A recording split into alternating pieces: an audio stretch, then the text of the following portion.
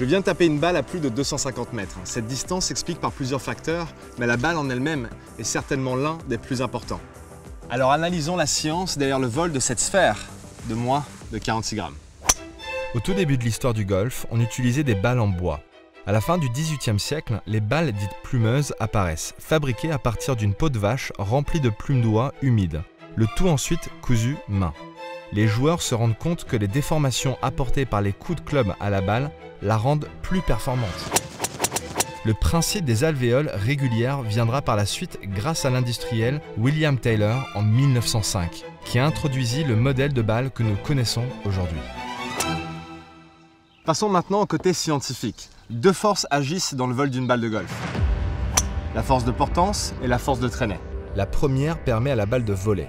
Quand la balle tourne vers l'arrière, elle accélère l'air qui passe au-dessus et elle est comme aspirée vers le haut et vole plus loin. Tandis que quand elle tourne vers l'avant, elle a tendance à plonger.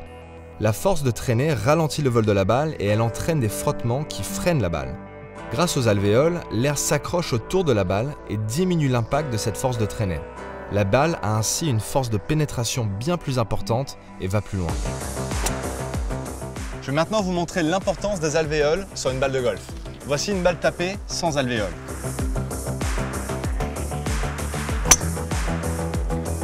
Et maintenant, voici une balle tapée avec alvéoles.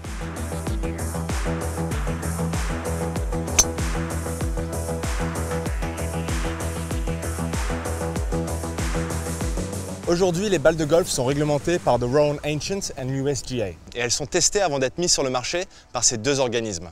Les balles non conformes sont interdites en compétition.